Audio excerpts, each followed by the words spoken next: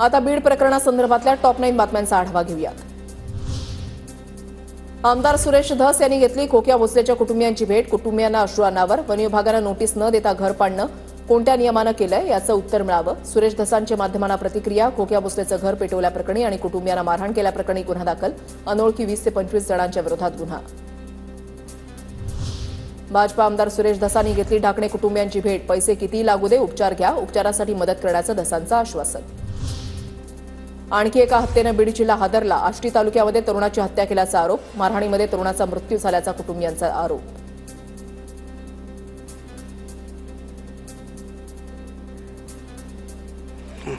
अण्णा शामराव बनसुले राहणारा बोरगाव तालुका। आष्टीतील हत्येच्या घटनेचे फोटो संतोष देशमुखांसारखेच अंजली दमानी यांचा आरोप। तर धनंजय मुंडेंना तिथेच शरद पवारांनी धडा शिकवला असता तर आज हे घडताना दिसलं नसतं। बीड प्रकरणानंतर दमानी यांची टीका। महाराष्ट्र हलून निघाला असं संतोष देशमुख प्रकरण झाल्यानंतर सुद्धा पुन्हा एकदा असंच युवकाला मारलं जातंय। त्याचे तर चित्र तीच आहेत, तशीच आहेत, संतोष देशमुखांसारखीच आहेत। आष्टीतील हत्येची घटना संतोष देशमुखांच्या हत्येची पुनरावृत्ती। हत्येच्या घटनेची सीआयडी चौकशी करा, सचिन खरात यांची मागणी।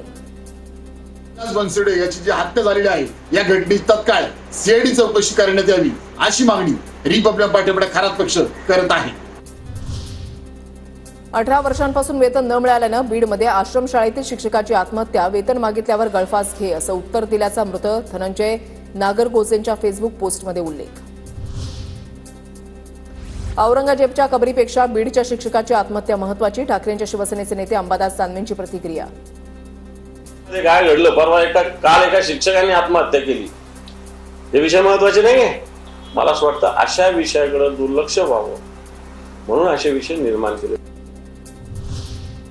बीडमधील शिक्षक नागर गोसेंची आत्महत्या मन हेलावणारी घटना, ही दुर्दैवी बाब। या प्रकरणातील दोषींवर कारवाई करा, सुरेश धस यांची मागणी। हे दुर्दैवी आहे। शिक्षकांना जे आत्महत्या ते निशब्द आहे आणि ज्यांचे नाव त्याच्या समोर आलेले त्यांच्यावरती कायद्याप्रमाणे